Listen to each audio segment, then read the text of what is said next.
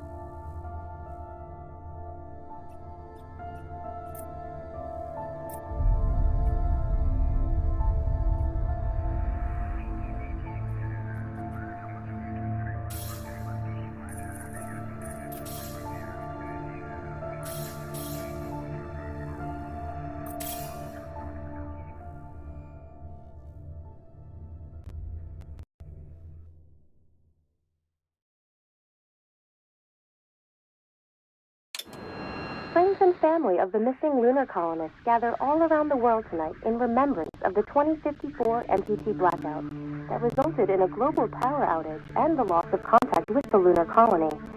The blackout caused global turmoil, which ultimately led to the closure of the World Space Agency 1 year later. In other news, the recent formation of the largest dust storm on record has prompted climatologists to readjust their forecast of the equatorial desert's growth rate.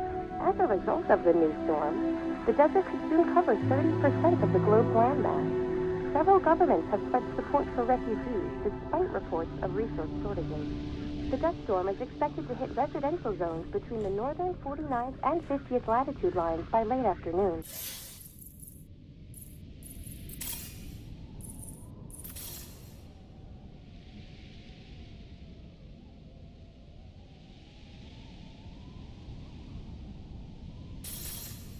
And pass over the World Space Agency's former MPT ground station. Katrina, are you there?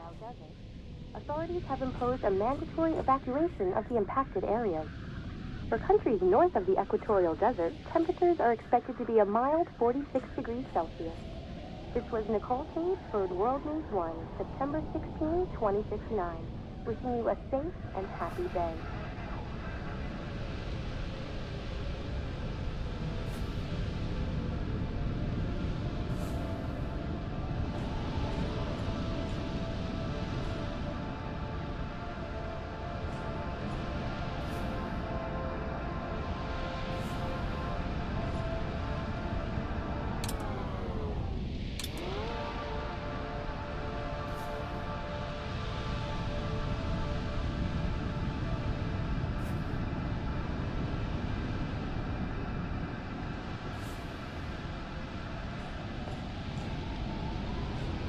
We're ready to start the mission. Do you copy?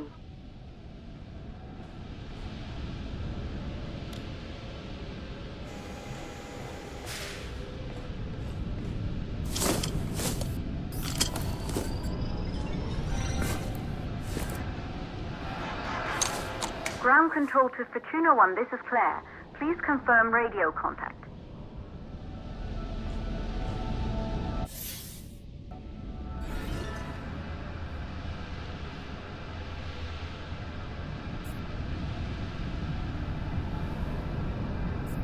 Radio contact confirmed. Make your way to the launch platform and prime the rocket for liftoff. We have to launch before the dust storm hits.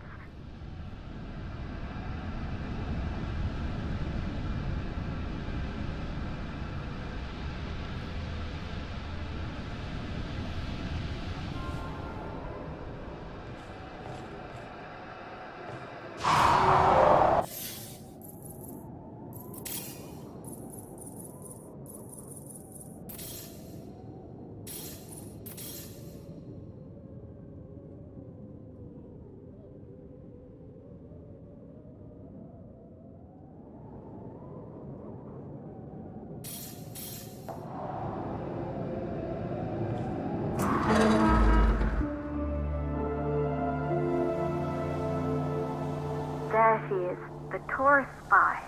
It took us 4 years to get her ready for launch. But you need to hurry. The dust storm will hit this area in a few hours. If we don't succeed now, the Fortuna mission will be over for good.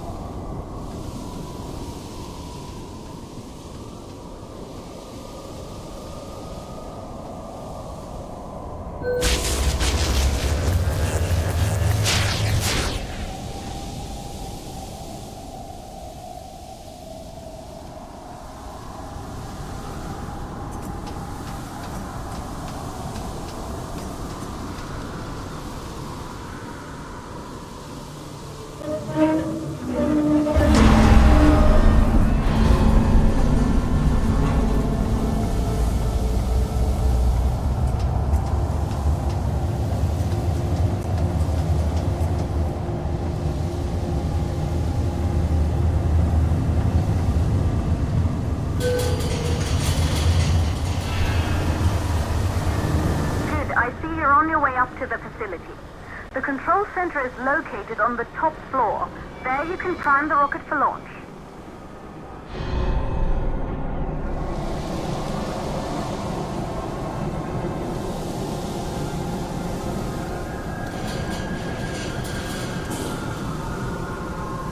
It's been 5 years since we last received a microwave power transmission from the lunar colony. At first, no one believed it would be possible to transmit energy from the moon back to Earth. But the WSA proved the skeptics wrong. Just like you will, when you get the MPT back online.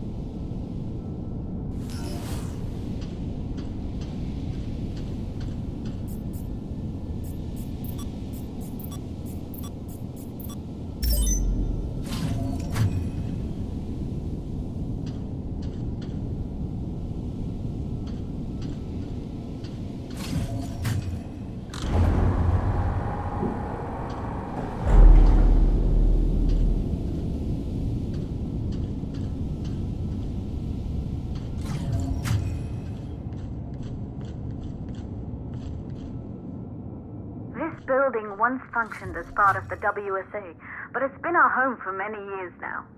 I still can't believe you'll be leaving here for good soon. The desertification of this whole region won't take long after the storm passes through.